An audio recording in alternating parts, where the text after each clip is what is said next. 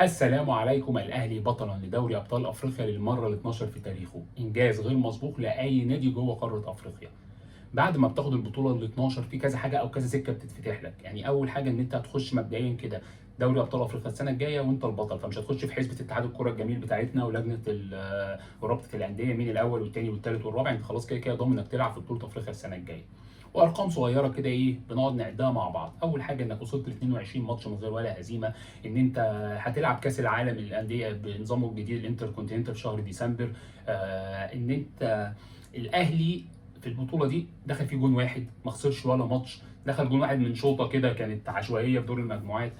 آه، الاهلي اول فريق مصري يقدر يفوز على اي فريق في غانا، قدرنا نكسب هناك.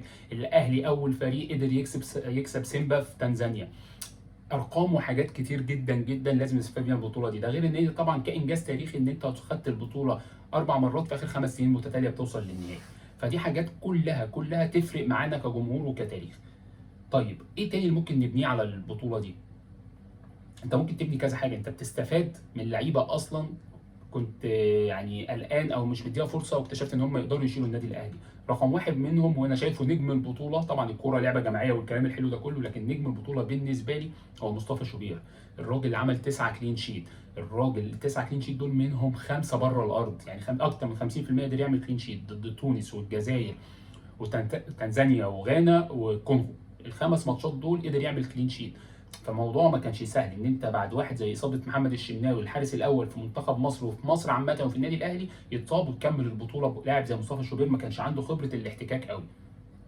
تاني حاجه ان انت مثلا لاعب دخل النادي وعايز بقى تشربه وابتدى يتاقلم مع الفرقه، واحد زي امام عاشور. لعيب انا قلت لك قبل كده امام عاشور مختلف عن اي لعيب في مصر، او بمعنى اصح عشان بنتكلم على الاهلي هو مختلف عن اي لعيب جوه النادي الاهلي. الراجل بيزيد وعنده مهاره وعنده ميول هجوميه وحلول فرديه كتير.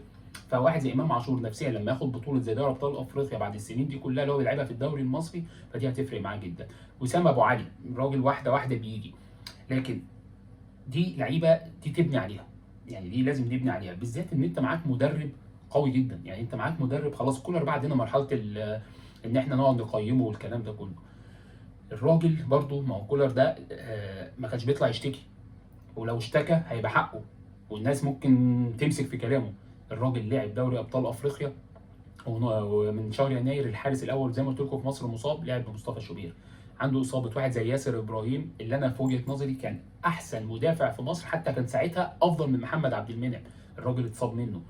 الراجل على فترات غاب منه مروان عطيه وحسين الشحات وامام عاشور، طبعا ده غير ديانج ان هو كان فايق قبل ما يتصاب. والاهم من كل ده انه كان بيلعب طول الموسم بمهاجم واحد اللي هو كهربا، اللي هو مش مهاجم اصلا ومش فيرود صريح بيلعب في النادي الاهلي. قدر يوصل بيهم لبطوله نهائي افريقيا. واللي انيل من كل ده او الاصعب، ما تنساش ان واحد زي معلول ما لعبش معاه ماتشين النهائي. علي معلول مفتاح او كي بلان لعيب لاي فرقه. الراجل عنده حلول كتير جدا ممكن يخلص لك ماتش. لما تلعب نهائي افريقيا ضد الترجي الماتشين الذهاب والعوده من غير علي معلول، فانت عندك خساره كبيره فعلا في الملعب. فحاجات يعني حاجات استفدنا بيها من البطوله دي، غير بقى طبعا العوائد الماديه والتاريخ والكلام ده كله.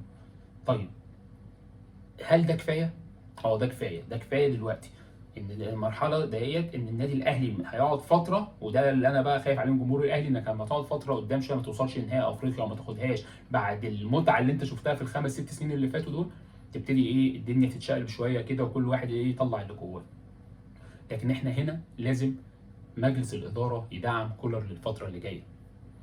الراجل زي ما قلت لكم ما بيشتكيش، لكن الراجل لازم يدعم. واحنا دايما بنضحك على نفسنا كلنا لو الاهلي او الجمهور شايف ومجلس الاداره ان مفيش عيوب في الفرقه. احنا محتاجين باك شمال مكان علي معلول، محتاجين مدافع عشان لو حصل عندنا اصابات، محتاجين مهاجم يدبدب ورا اسامه ابو علي عشان يحسسه ان هو مش المهاجم الاول. في كذا حاجه محتاجينها. ده غير ان احنا بقى محتاجين نفور الفرقه. في لعيبه يعني انا يعني مثلا خالد عبد الفتاح، كريم نيدفيد اصاباته كتير. في لعيبه لازم تمشي، هي دي سنه الحياه والطبيعه في الكوره. لعيب مش قد الفرقه او ما بيديش في الفرقه بظروف بايده او غصب عنه لازم يطلع بره الفرقه. انت داخل على كاس عالم جديد، فانت عندك كاس عالم اللي هو الانتر كونتيننتال، عندك كاس سوبر افريقي هتلعب بالزمالك، عندك كاس عالم الانديه 25 ده هيبقى بنظامه الجديد. انت خلاص بقى مفيش ماتشين وثلاثه، انت هتلعب 3 ماتشات، ولو صعدت تلعب دور ماتشات هتبقى مذبحه ومدعكه زي ما بيقولوا. فلازم النهارده الاهلي يدعم بسكواد محترم يقدر مش هقول ينافس، مش هيقدر يقول ينافس، ان الاهلي خلاص احنا اتعودنا ان الاهلي بيلعب كوره كويسه، والاهلي بيعرف يضغط، والاهلي بيعرف يجيب بطولات لكن احنا لازم كولر ده لازم يدعم. الراجل ده خلاص لازم يتعرف هو عايز ايه.